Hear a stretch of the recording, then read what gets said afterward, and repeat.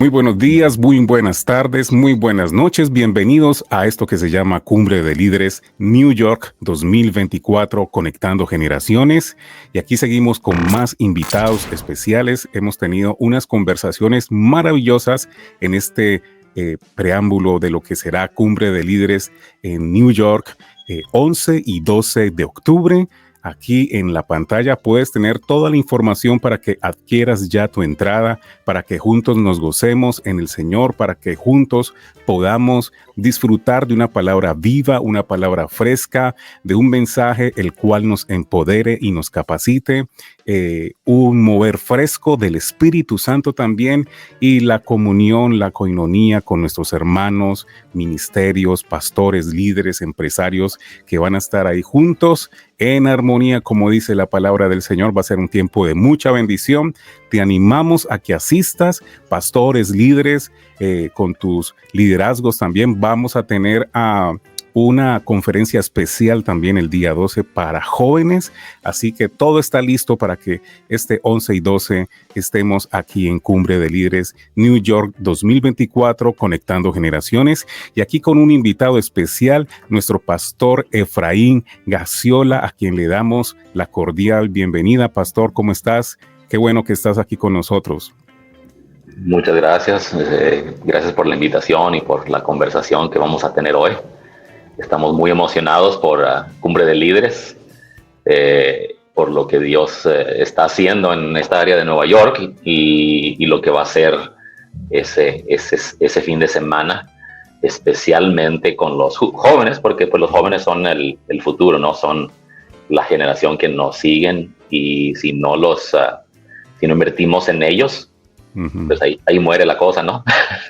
Sí, no, muy bueno. Ese es el gran desafío que tenemos en este año, en esta cumbre. Y cuéntanos, Pastor Efraín, ¿cómo ha sido tu experiencia en el ministerio? Cuéntanos un poco de ese llamado. Bueno, tú como joven, ¿cómo experimentaste ese llamado a servir a Cristo? Bueno, creciendo en la ciudad de Albuquerque, Nuevo México, aquí en Estados Unidos, crecí en un área pobre de la ciudad, como inmigrantes, ¿verdad? Y me tocó ir a una de las escuelas que eran consideradas unas de las peores escuelas quizás en todo el estado. Si recuerdo bien, el índice de graduación de mi clase era menos del 50%. Wow. No era el lugar donde uno escogiera ir. Y para mí, ver violencia, ver drogas, ver peleas, era normal. Eso era muy, muy normal.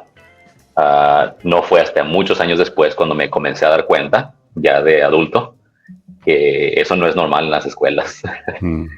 Y en medio de ese ambiente en el que yo crecía, mis padres asistían a una iglesia, como una milla de la misma escuela donde yo asistí. Y algunos jóvenes dentro de la escuela en situaciones similares.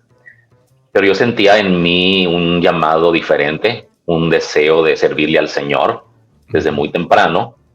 Pero en esa edad de la adolescencia, pues uno como que se distrae por otras cosas, Claro. como que uno pierde el interés. Y en medio de esa, pudiéramos decir, rebeldía de joven, aún de padres cristianos, el pastor que teníamos vino conmigo y me dijo, mira, me gustaría que entraras al colegio bíblico, me dijo, porque ofrecían dentro de la denominación a la que pertenecíamos, tenían colegio bíblico. Y me dice, en realidad, me dijo, no es que yo crea que tú tienes ministerio, pero bueno, si tú quieres, me dijo.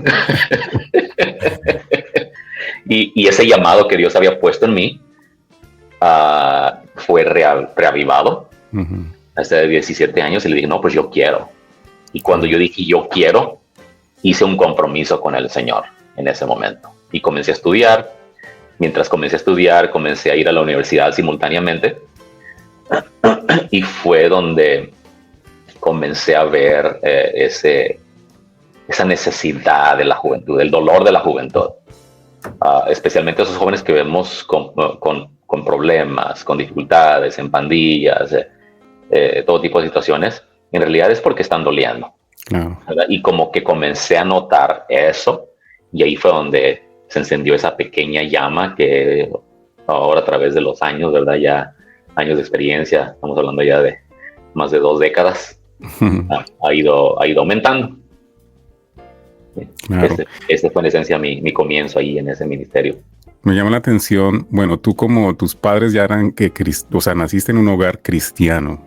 Claro. Como joven o como adolescente cristiano, ¿cómo hizo Dios para que tú sobrevivieras a crecer en un hogar cristiano, ¿no? Porque hoy vemos que hay mucho conflicto, ¿no es cierto? Incluso con nuestros jóvenes adolescentes, incluso hay jóvenes que tienen a sus papás que son pastores. ¿Tú qué le dirías a esos pastores que en este momento tienen esas dificultades o hermanos en Cristo con sus jóvenes? Obviamente, pues, que nacen en este ámbito de iglesia. ¿Qué les dirías a ellos como un pequeño tip o un consejo, una palabra de ánimo para estos padres? Sí, claro, yo creo que la clave es el padre. Mi papá, tuve esa bendición de tener a mi padre, todavía lo tengo por la gracia de Dios.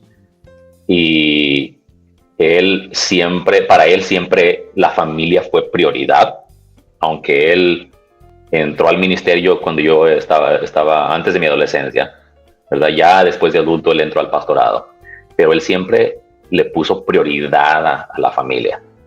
Él consideró la relación con nosotros más importante que aún el ministerio. Y aunque en aquel tiempo, en ese círculo en el que yo crecía, hay ciertos aspectos religiosos en esos círculos, ¿no? Donde a veces se cree que la iglesia, el ministerio, especialmente en el pastorado, ¿verdad? Yo escuché a algunos pastores, no, las iglesias primero y luego la familia. Y mi padre decía, no, la familia es primero, y luego es la iglesia. Y yo intenté de hacer lo mismo en el ministerio, porque mis hijos han crecido en el ministerio junto con nosotros. Y le he intentado yo de dar prioridad a mis hijos. Claro. Las decisiones que yo he tomado en el ministerio han sido, yo le he dicho a mi esposa, estas decisiones en el ministerio es por mis hijos, porque algún día ellos van a crecer. Y si no les damos esa importancia a ellos, a que ellos puedan crecer en un ambiente donde ellos puedan conocer al Señor y tener una buena relación con Él, entonces, ¿qué importa todo esto? Claro.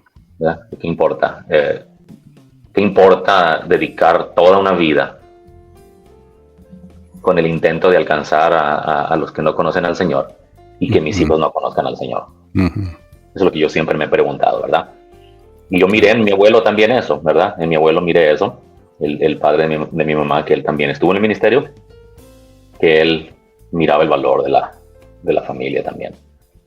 No, importantísimo, pastor, y la verdad que como padres poder ver, el privilegio de ser padres y asumir nuestra posición de padres y respetar o caminar más bien en ese modelo de diseño de Dios, ¿no es cierto? De asumir nuestro sacerdocio, que hay que estar, definitivamente vale la pena estar con nuestros hijos, invertir tiempo con ellos, y me parece muy acertado lo que tú nos compartes en este tiempo.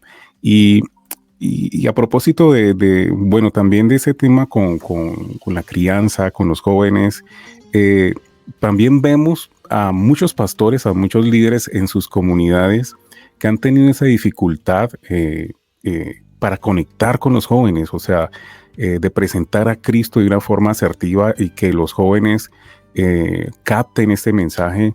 ¿Qué les dirías a estos pastores o líderes de jóvenes que tienen dificultad para pastorear a los jóvenes, para atraerlos a Cristo o para también mantenerlos en sus iglesias?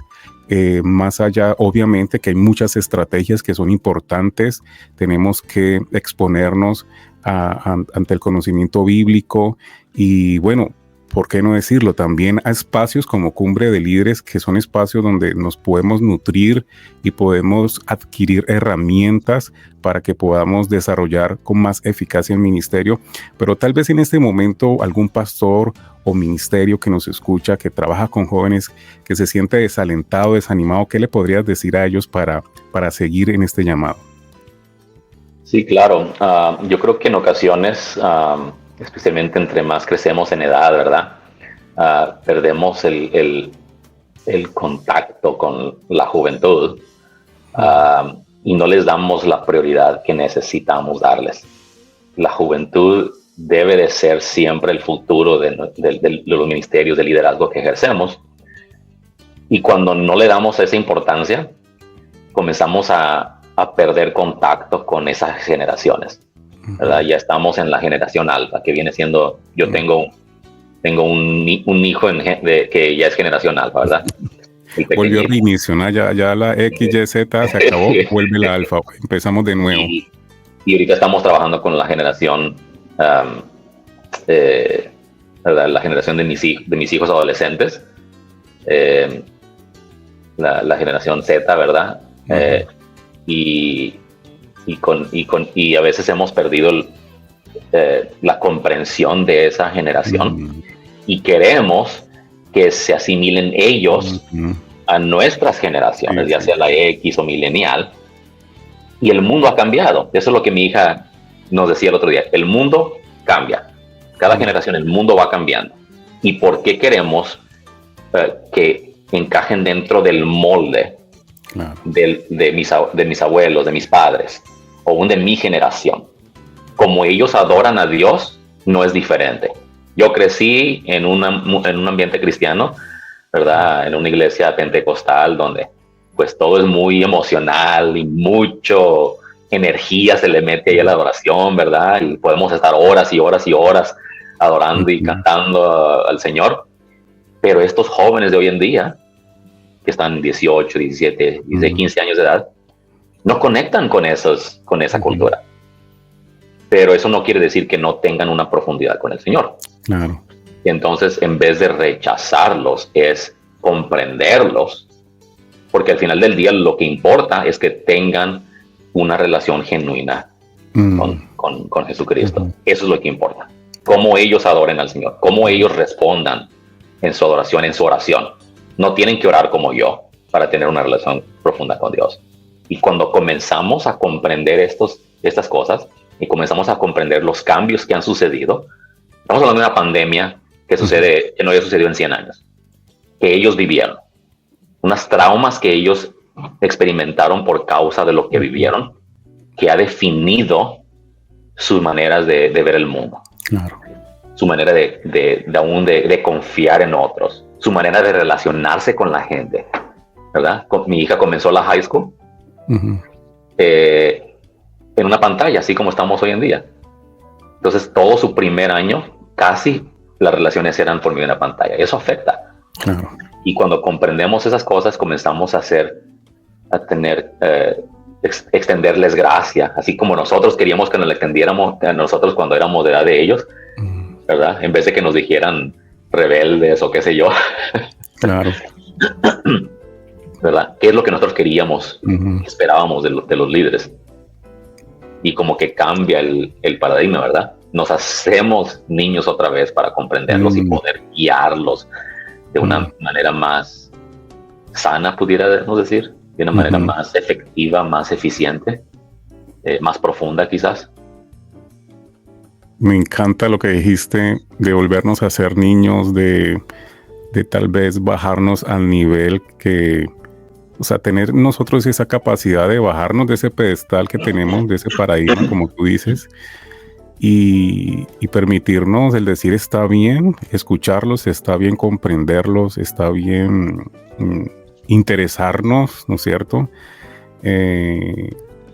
Aceptar también esa forma de cómo ellos perciben la espiritualidad y cómo nosotros podemos involucrarnos a través del Evangelio, o sea, mostrarles que el Evangelio, obviamente, sabemos que en el Evangelio lo tenemos todo y el Evangelio, Cristo es el mismo ayer, hoy, por los siglos de los siglos. Vemos el milagro de la predicación que es muy actual, pero sí nosotros, como tú decías, tenemos nuestras generaciones que tratar de ser humildes también en el sentido de dedicar tiempo para estar con ellos. Me parece muy interesante lo que tú nos compartes y me parece que ese es el gran desafío que tenemos como iglesia, porque incluso la pandemia también nos afectó a nosotros. tal vez nuestra generación X o los millennials, tuvimos la experiencia de cómo esta modernidad, cómo este mundo digital, nosotros estuvimos un poquito en la vida análoga y ese cambio a lo digital, las primeras computadoras, todo este tema, pero ha sido tan acelerado esto que asimismo nosotros tenemos que estar intentando estar a la vanguardia de las necesidades de las personas hoy en día y estar a la altura también de nosotros poder, con el evangelio, con gracia, con excelencia, predicar las buenas nuevas. Así que todas estas cosas se van a tratar también en parte en Cumbre de Líderes y queremos que tú puedas sumarte a esta convocatoria. Ahí va a estar nuestro pastor Efraín en la conferencia de jóvenes. Va a ser un tiempo especial. Tú puedes interactuar también con los expositores, bueno, en el tiempo que tengamos de comida, de compartir, junto con los pastores también, mirar estrategias juntos, crecer juntos. Así que yo te animo a que desde ya separes ese cupo y no te quedes por fuera de esto que será Cumbre de Líderes New York 2024, conectando generaciones. Cumbre de Líderes Internacional New York 2024, conectando generaciones.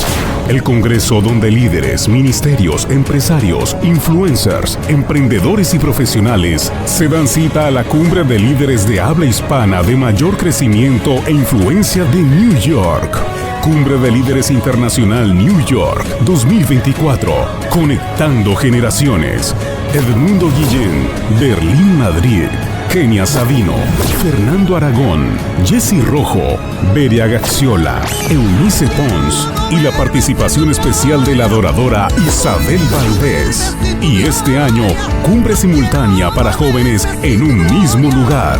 Cumbre de Líderes Internacional New York 2024, conectando generaciones. Viernes 11 y sábado 12 de octubre, Hotel Marriott La Guardia. Para registrarte y adquirir tus entradas, escanea el código o llama al 347-300-7461 y al 718-439-7679.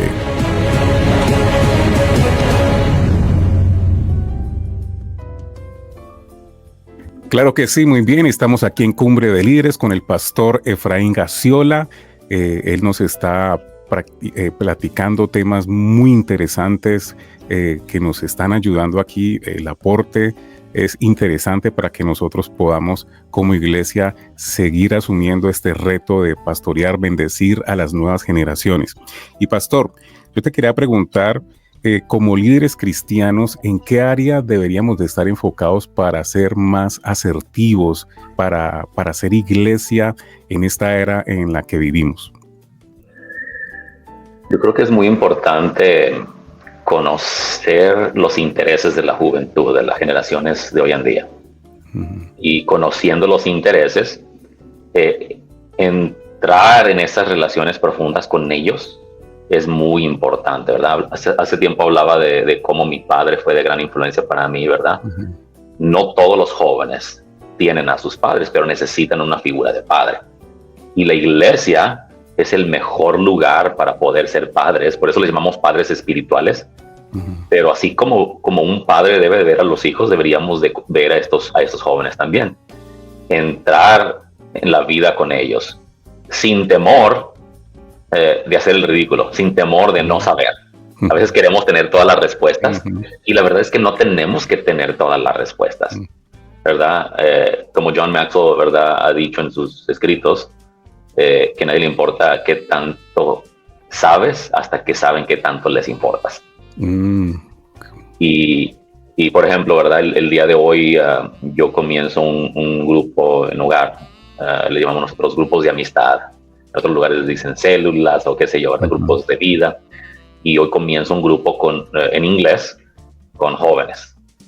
Y este joven de 16 años está muy interesado, ¿verdad? Él es el anfitrión. Comenzamos en su casa hoy porque él quiere conectar conmigo, con lo que yo tengo que compartir con él. Él quiere aprender de liderazgo, él quiere aprender de ministerio, él quiere aprender cómo alcanzar a sus amigos. con el evangelio, ¿verdad? Y de la manera que lo hacemos es una manera muy relacional, ¿verdad? El fundamento debe de ser relaciones. Y si es, en primer lugar, ¿verdad? Hablamos tanto y predicamos de una relación con Jesucristo, pero no sé si a veces quizás en ocasiones se nos olvida relaciones incondicionales con otros, especialmente los jóvenes. Queremos relaciones condicionales con ellos. Queremos que hagan y sean y se comporten de ciertas maneras, ¿verdad? Y a veces aún, si tienen algún talento, los queremos usar en vez de apoderar. O eres talentoso en la música, entonces déjame usarte en la música. Pero lo que ellos quieren es esa relación. Y la única manera que sucede es cuando nos sentamos alrededor de la mesa para compartir un refrigerio, un snack, un refresco, tener conversaciones profundas sin tratar de predicarles a ellos, sino escucharlos, y en ocasiones quizás seamos edificados por ellos. Sí.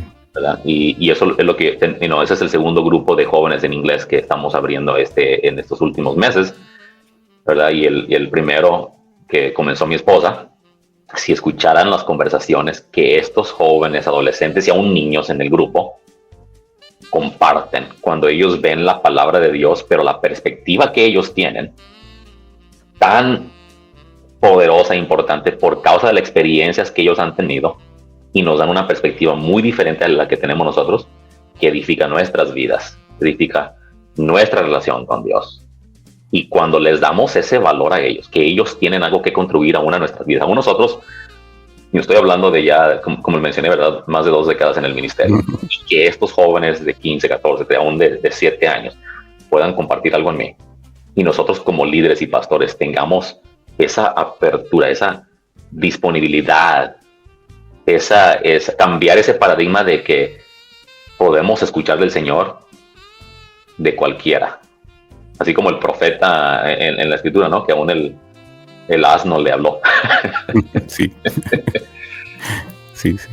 Y ese enfoque es muy importante, muy poderoso, ¿verdad? Y eso es lo que es ser iglesia. La iglesia es somos la familia de Cristo, y en la familia debe de haber conversaciones. No tenemos que estar de acuerdo con todo, ¿verdad? No estoy hablando de que si ellos tienen una perspectiva que es a un pecado o en contra de lo que la Escritura dice, tenemos que estar de acuerdo con ella, pero no quiere decir que no los escuchemos, y no quiere decir que no los amemos, porque aún Jesucristo se sentaba con los pecadores, aún más con los pecadores, ¿no?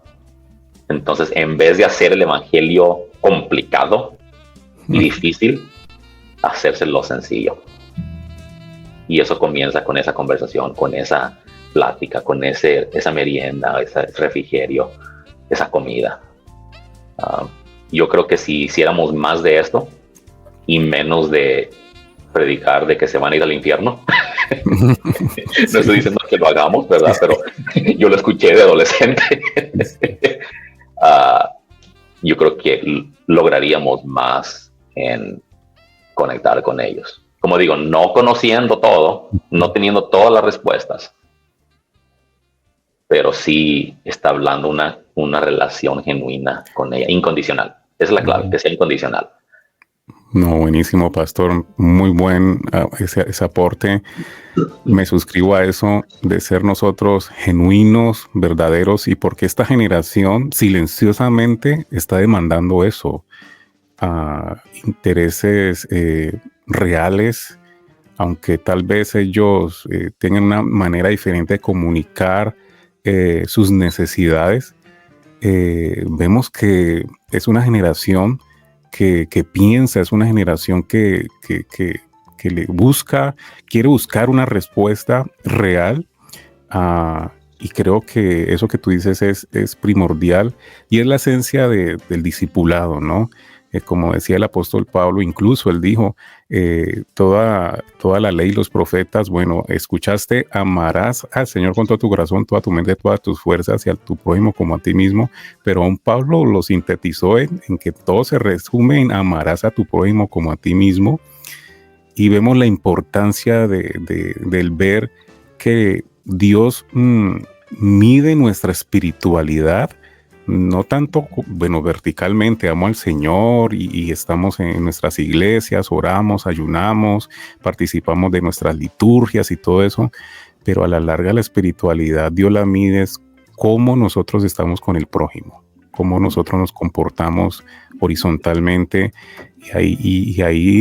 y eso puede sonar menos espiritual, pero Dios los mira así, ¿no? Como que es más importante, no que sea más importante, sino el fruto a la larga. Listo, tú eres mi hijo, yo te bendigo, tenemos comunión con el Padre, está bien, pero ¿y después qué?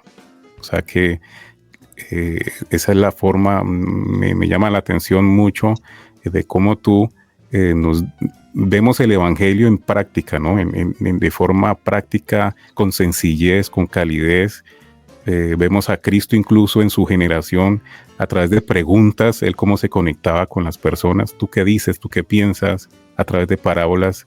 Me parece muy interesante esto de hacer a través de las relaciones de la amistad poder nosotros crecer en el evangelio.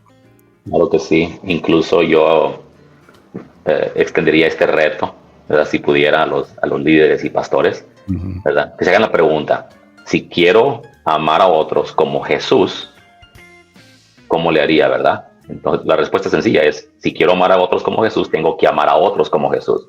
¿Qué quiere decir esto? ¿Verdad? Pensemos en lo que Jesús hacía. El ejemplo muy vívido es el ejemplo de la mujer samaritana. Él va al lugar que no suponía ir, a esperar a la mujer que no suponía con él hablar. En otras palabras, era una persona despreciada por los judíos. Entonces tenemos que pensar, ¿quiénes son esas personas que la sociedad desprecia? Las personas que son difíciles de amar. Y cuando podemos identificarlas en nuestras ciudades, entonces preguntarnos a nosotros mismos, ¿cómo puedo amar ahora a esas personas que otros no quieren amar? Claro. Porque eso yo creo es ponernos, ¿verdad?, a Cristo para intentar un poquito, no de que lo logremos del todo, pero intentar un poco de ser como Él. Y en muchas ocasiones, ¿verdad?, a veces son adolescentes, a veces son indigentes, gente problemática, gente, ¿verdad? Las cárceles aquí en Estados Unidos están llenas de jóvenes que crecieron sin sus padres. Y ese para mí es el reto más grande, más poderoso. No de que recibamos resultados inmediatos, pero son resultados intergeneracionales. Claro que sí. Maravilloso, pastor. Bueno, para mí ha sido un gusto, un placer tenerte aquí en esta plática. Yo creo que duraríamos horas hablando contigo. De verdad que muy interesante tus aportes, parte de tus experiencias para nosotros. Le damos gracias a Dios por tu vida, por tu ministerio, por tu esposa, familia, por toda esta visión bonita donde Dios los ha colocado trabajar, ejercer influencia sobre una ciudad tan importante como Nueva York. Y bueno, nos veremos el 11 y 12. Tú vas a estar en la conferencia del 12, pero mis hermanos, no se pierdan esta gran oportunidad para que podamos edificarnos juntos como iglesia y seguir en esta aventura de predicar el evangelio, de brindar esperanza, de que muchas personas se encuentren con el Padre eterno, el Padre bueno, nuestro Señor Jesucristo, que desea derramar muchas bendiciones en abundancia sobre las vidas y las personas en New York, en muchos lugares alrededor y por qué no decirlo a nivel global, porque sabemos que muchas de las cosas que suceden en Nueva York pueden trascender en muchos lugares también. Así que, pastor, muchísimas gracias por este tiempo, por estar aquí con nosotros, y a todos ustedes que nos vieron, nos veremos nuevamente en Cumbre de Líderes, y si no por aquí, nos veremos el 11 y 12 en nuestra conferencia. Muchas bendiciones. Hola. Hola. Queríamos invitarlos a la primera Cumbre de Líderes de Jóvenes. Exacto, será octubre 12 a las 10 de la mañana. ¡Te esperamos!